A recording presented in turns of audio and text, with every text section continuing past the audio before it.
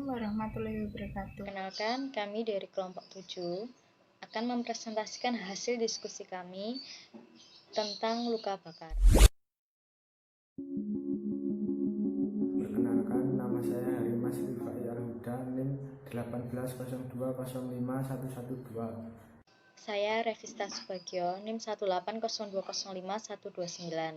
Perkenalkan, nama saya Ugi Dia Safira, NIM 180205137. Perkenalkan, nama saya Ulfa Uthatun Hasanah, NIM 18020505138.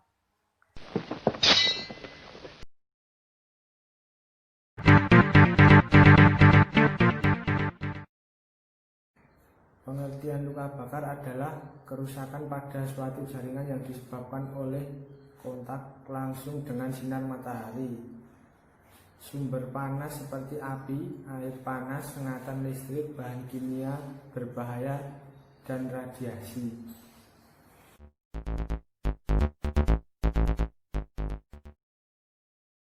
Di sini saya akan menjelaskan tentang etiologi luka bakar. Luka bakar suhu tinggi biasanya disebabkan oleh air panas, kobaran api, zilatan api ke tubuh, dan akibat terpapar atau kontak dengan objek-objek panas lainnya.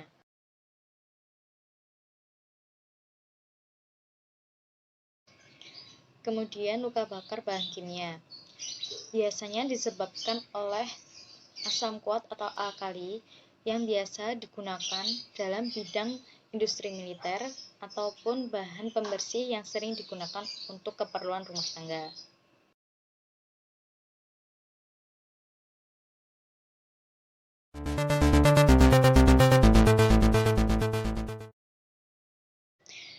Ada luka bakar sengatan listrik, menyebabkan kerusakan yang disebabkan karena arus listrik, api, dan ledakan.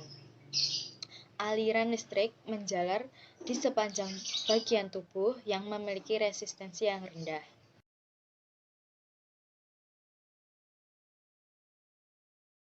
Dan yang terakhir ada luka bakar radiasi. Biasa disebabkan karena terpapar dengan sumber radioaktif. Tipe luka bakar ini sering disebabkan oleh penggunaan radioaktif untuk keperluan terapeutik dalam dunia kedokteran dan industri.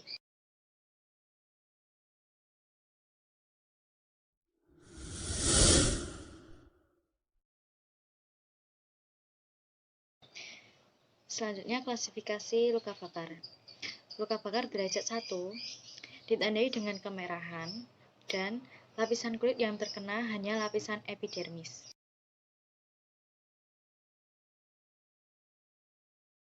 Kemudian ada luka bakar derajat 2, ditandai dengan kemunculnya blister atau gelembung besar yang berisi air dan lembab.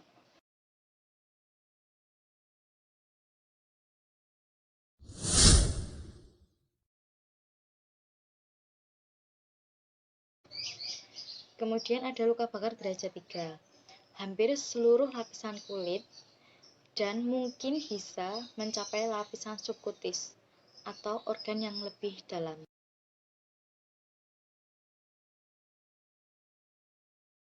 Dan yang terakhir ada luka bakar derajat 4, full thickness yang mencapai otot, tendon, dan tulang dengan adanya kerusakan yang luas.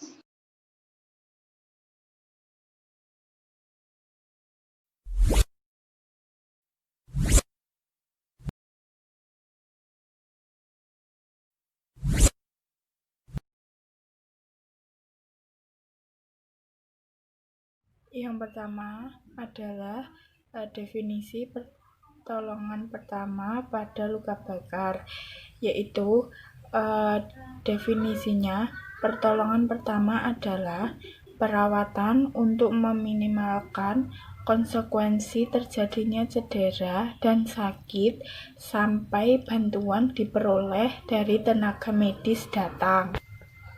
Kemudian, pertolongan pertama meliputi tindakan yang dilakukan untuk mencegah kematian, kerusakan, komplikasi, dan untuk mengurangi rasa sakit sebelum datangnya tenaga medis atau sampainya yang terluka atau korban di pusat pelayanan kesehatan.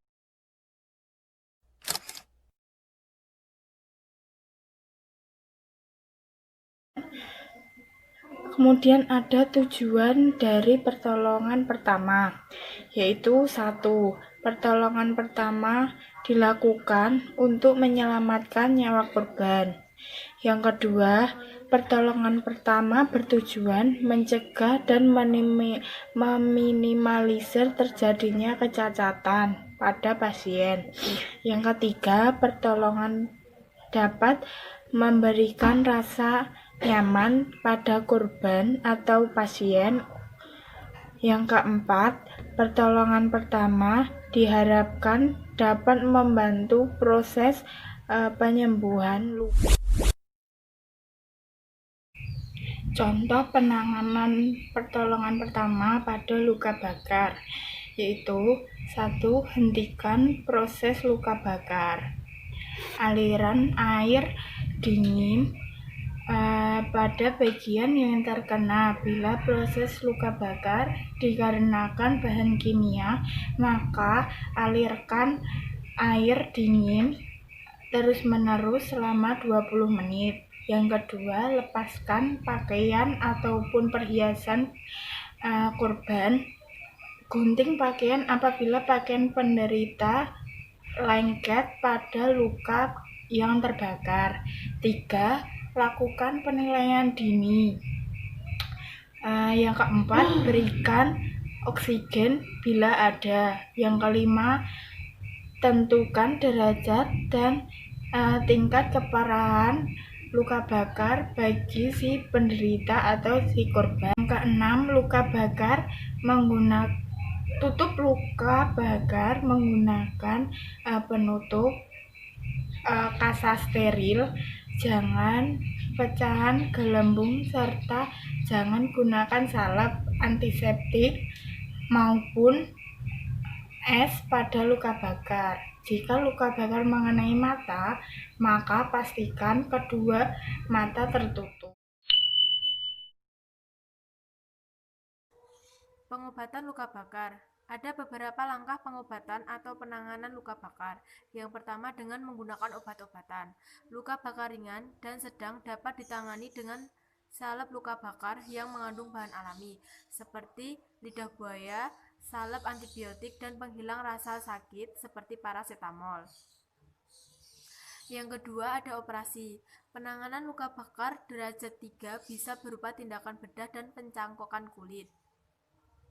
Kemudian ada perawatan luka bakar.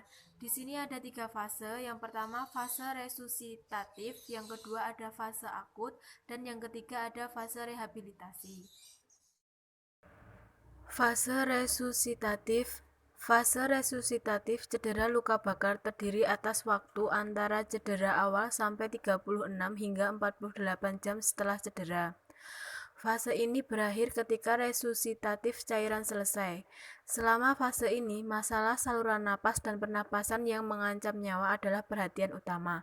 Fase ini juga ditandai dengan terjadinya hipovolemia yang menyebabkan kebocoran cairan kapiler dari ruang intravaskuler ke ruang interstisial, menyebabkan edema.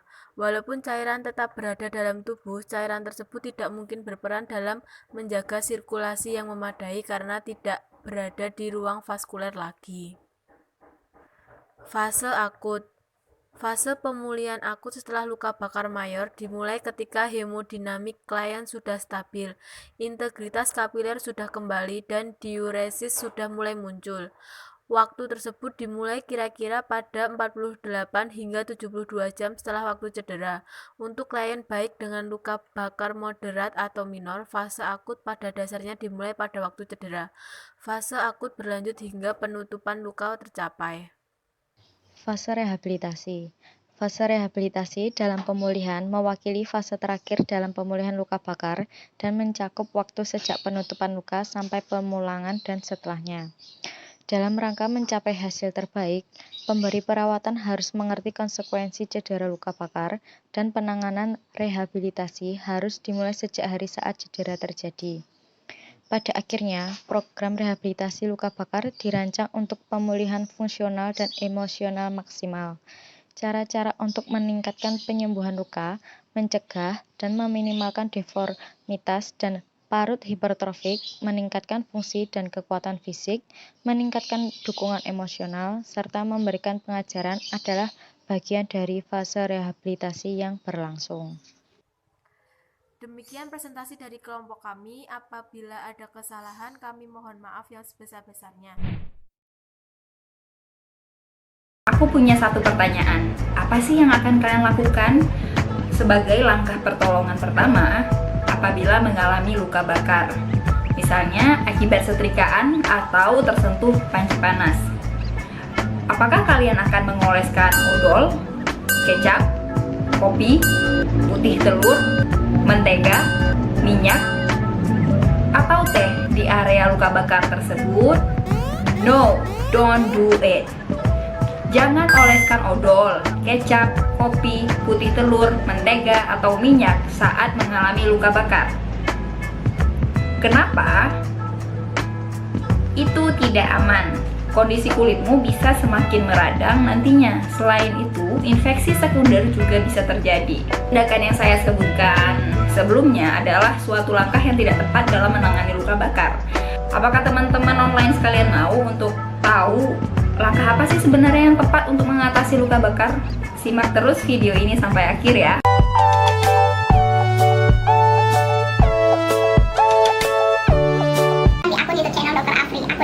Sesuai dengan data ilmiah dan evidence-based medicine. Kepada pasien-pasien onlineku semua, jangan lupa like dan subscribe, serta jangan lupa klik notifikasi tombol lonceng agar aku lebih semangat untuk bikin video yang lebih baik ke depannya. Halo pasien onlineku semua, pernah gak sih kalian ngalamin luka bakar? Terus kemudian apa yang kalian lakukan? Apa kalian ngolesin odol, minyak, teh, kopi, atau kecap pada area yang mengalami luka tersebut? Pernah gak? Kalau pernah, jangan diulangi lagi karena hal tersebut bisa membahayakan atau memperparah kondisi luka bakar yang Anda alami. Memang sih sejak dulu para leluhur kita, mungkin bertahun-tahun yang lalu, berpuluh tahun yang lalu, para leluhur kita telah melakukan praktik tersebut. Mereka memanfaatkan bahan-bahan alami yang ada di alam untuk mendinginkan area yang mengalami luka bakar. Tapi seiring perkembangan ilmu pengetahuan, hal tersebut sudah harus ditinggalkan. Kenapa? Karena nggak baik bagi kesehatan kita. Bukannya malah membaik, malah nanti kondisi kulit atau luka bakarnya akan semakin memburuk. Nah, saya akan menjelaskan sedikit supaya Anda lebih paham. Saat kita mengalami luka bakar, bagian kulit kita mengalami perlukaan atau ada bagian kulit yang hilang. Perlu Anda ketahui bahwa fungsi kulit adalah salah satunya ya, memberikan proteksi atau perlindungan keseluruhan terhadap bagian dalam tubuh kita dari lingkungan luar. Kita tahu lingkungan luar ini sangat berbahaya sekali.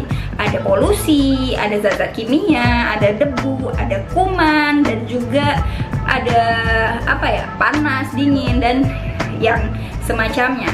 Jadi fungsi dari kulit adalah memberikan proteksi atau barrier, perlindungan dari lingkungan luar ini.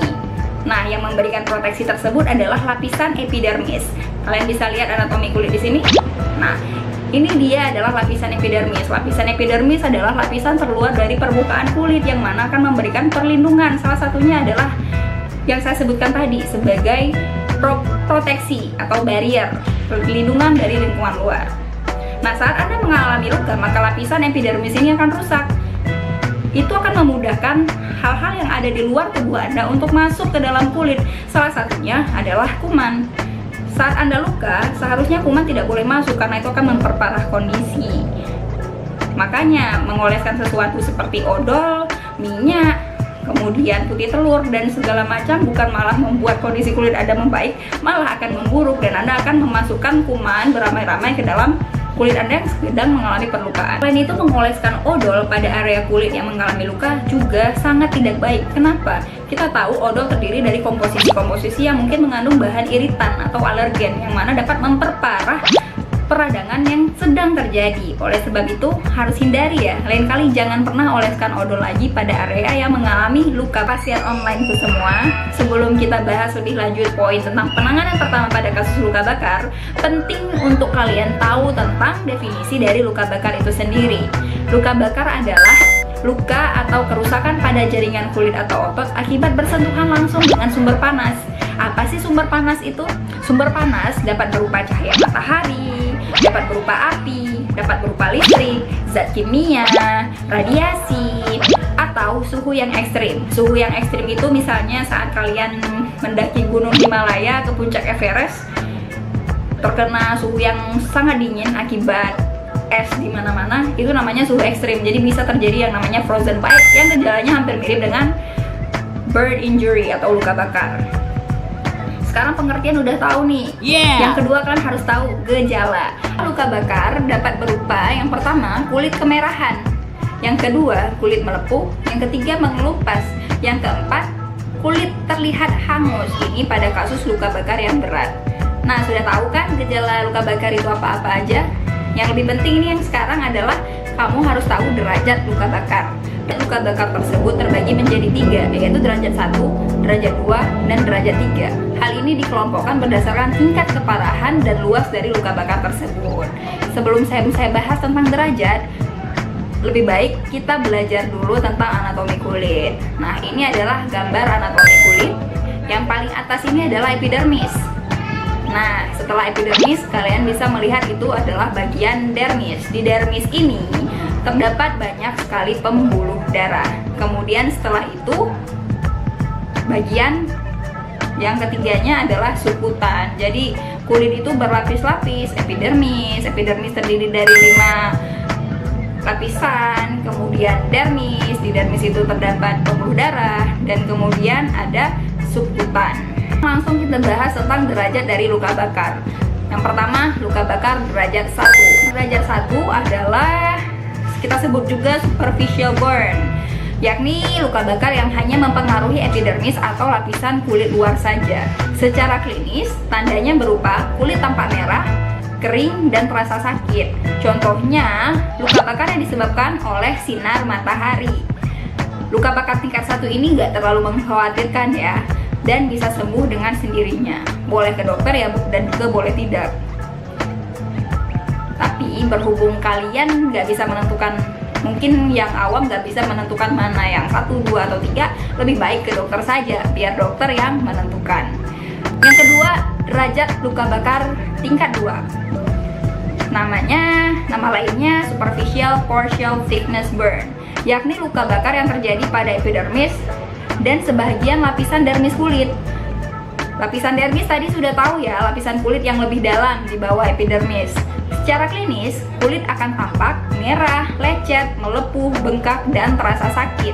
Luka bakar tingkat 2 ini harus ditangani oleh dokter. Yang ketiga, luka bakar derajat 3 atau full thickness burn. Pada kasus ini, kerusakan jaringan mengenai seluruh lapisan epidermis dan dermis, atau lebih dalam lagi bisa sampai ke sukutan. Secara klinis, kulit tampak putih, kasar, namun juga terlihat hangus, dan pasien tidak merasakan nyeri lagi alias sudah mati rasa.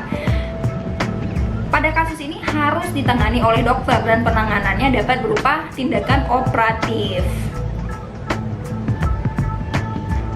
Nanti setelah pasca penyembuhan, mungkin pasien dengan luka bakar derajat 3 ini perlu fisioterapi, rehabilitasi, atau bahkan perawatan seumur hidup.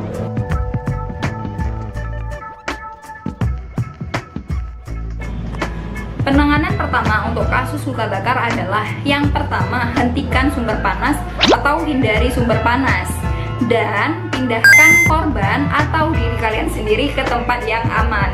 Yang kedua, sediakan alat dan bahan yang saya sebutkan berikut, ada 3, untuk memberikan pertolongan pertama pada kasus luka bakar. Yang pertama adalah air bersih untuk mendinginkan dan menghilangkan kontaminan seperti debu, zat kimia yang menempel, dan juga kotoran.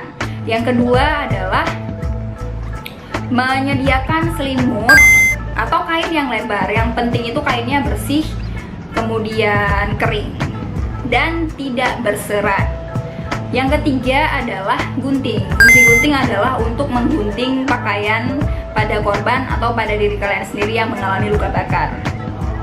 Nah, yang ketiga, sekarang pertolongan pertama yang ketiga adalah dengan cara cooling the burn.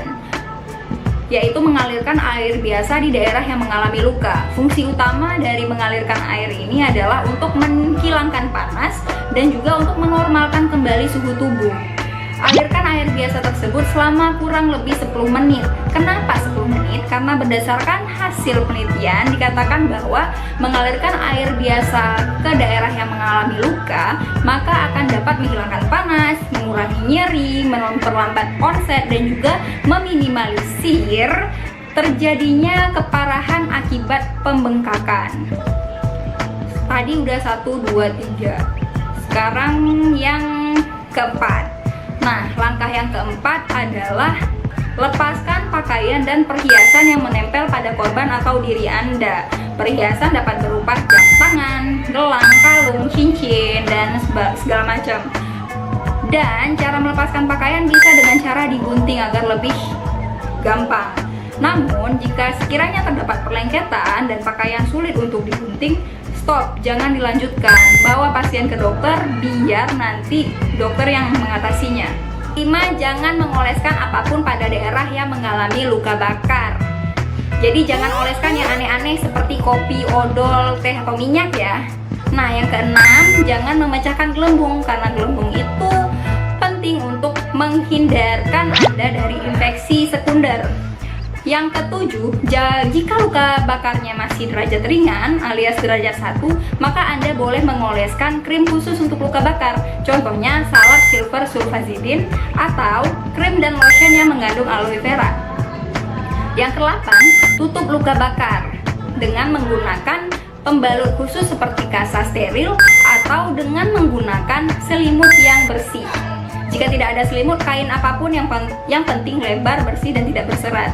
Yang ke-9, jika luka bakar ringan atau derajat 1, syaratnya luka bakar cuma merah tanpa lepuh atau gula dan tidak luas, serta tidak mengenai organ vital, maka Anda boleh merawat luka bakar tersebut di rumah.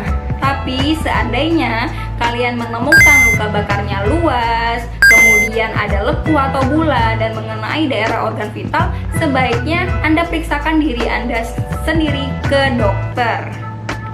Jangan ditunda-tunda, langsung ke dokter untuk mendapatkan penanganan lebih lanjut. Pasien online ke semua, aku rasa udah cukup jelas kan penjelasan tentang penanganan pertama pada kasus luka bakar. Nah, aku harap nggak ada lagi ya yang ngolesin hal aneh-aneh di kulit kalian. Kalau seandainya kalian nanti ngalamin luka bakar, tapi jangan sampai, semoga nggak ada yang ngalamin luka bakar ya. Wassalamualaikum warahmatullahi wabarakatuh.